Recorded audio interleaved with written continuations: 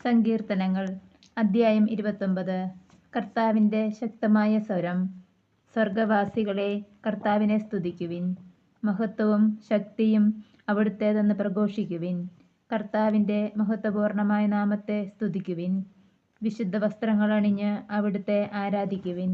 കർത്താവിൻ്റെ സ്വരം ജലരാശിക്കുമീതെ മുഴങ്ങുന്നു. ജലസഞ്ചയങ്ങൾക്ക് മീതെ മഹത്വത്തിൻ്റെ ദൈവം ഇടിനാദം മുഴക്കുന്നു. കർത്താവിൻ്റെ സ്വരം ശക്തി നിറഞ്ഞതാണ്. അവിടുത്തെ ശബ്ദം പ്രതാപമുറ്റതാണ്. കർത്താവിൻ്റെ സ്വരം ദേവദാരുക്കളെ തകർക്കുന്നു. കർത്താവ് ലെബനോനിലെ ദേവദാരുക്കളെ ഒടിച്ചു തകർക്കുന്നു. അവിടുന്ന് ലെബനോനെ കാളക്കുട്ടിയെപ്പോലെ തുള്ളിക്കുന്നു, സിറിയോനെ കാട്ടുപോത്തിനെ പോലെയും. കർത്താവിൻ്റെ സ്വരം അഗ്നിജ്വാലകൾ പുറപ്പെടുവിക്കുന്നു. കർത്താവിൻ്റെ സ്വരം മരുഭൂമിയെ വിറകൊള്ളിക്കുന്നു. കർത്താവ് കാദഷ് മരുഭൂമിയെ നടുക്കുന്നു. കർത്താവിൻ്റെ സ്വരം ഓക്കുമരങ്ങളെ ചുഴറ്റുന്നു. അത് വനങ്ങളെ വൃക്ഷരഹിതമാക്കുന്നു. അവിടുത്തെ ആലയത്തിൽ മഹത്വമെന്ന് എല്ലാവരും പ്രഘോഷിക്കുന്നു.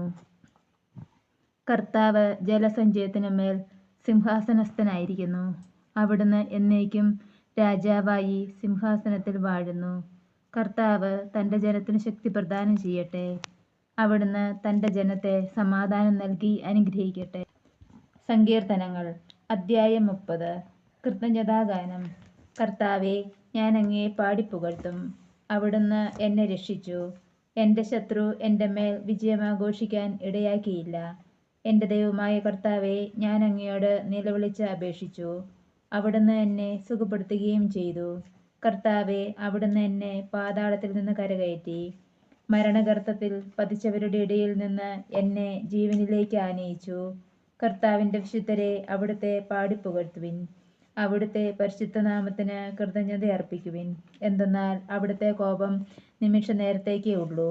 അവിടുത്തെ പ്രസാദം ആജീവനാന്തം നിലനിൽക്കുന്നു. രാത്രിയിൽ വിലാപമുണ്ടായേക്കാം, എന്നാൽ പ്രഭാതത്തോടെ സന്തോഷത്തിൻ്റെ വരവായി. ഞാൻ ഒരിക്കലും കുലുങ്ങുകയില്ലെന്ന് ഐശ്വര്യകാലത്ത് ഞാൻ പറഞ്ഞു. കർത്താവേ, അങ്ങയുടെ കാരുണ്യം എന്നെ ശക്തമായ പർവ്വതത്തെ പോലെ ഉറപ്പിച്ചിരുന്നു. അങ്ങ് മുഖം മറച്ചപ്പോൾ ഞാൻ പരിഭ്രമിച്ചുപോയി. കർത്താവേ, അങ്ങയോട് ഞാൻ നിലവിളിച്ചു. ഞാൻ കർത്താവിനോട് യാചിച്ചു. ഞാൻ പാതാളത്തിൽ പതിച്ചാൽ എൻ്റെ മരണം കൊണ്ട് എന്തു ഫലം? ധൂളി അങ്ങയെ വാഴ്ത്തുമോ? അത് അങ്ങയുടെ വിശ്വസ്തതയെ പ്രഘോഷിക്കുമോ? കർത്താവേ, എൻ്റെ യാചന കേട്ട് എന്നോട് കരുണ തോന്നണമേ. കർത്താവേ, അവിടുന്ന് എന്നെ സഹായിക്കണമേ. അവിടുന്ന് എൻ്റെ വിലാപത്തെ ആനന്ദനൃത്തമാക്കി മാറ്റി. അവിടുന്ന് എന്നെ ചാക്കുവസ്ത്രമഴിച്ച് ആനന്ദമണിയിച്ചു. ഞാൻ മൗനം പാലിക്കാതെ അങ്ങയെ പാടിപ്പുകഴ്ത്തും. ദൈവമായ കർത്താവേ, ഞാൻ അങ്ങയ്ക്ക് എന്നും നന്ദി പറയും.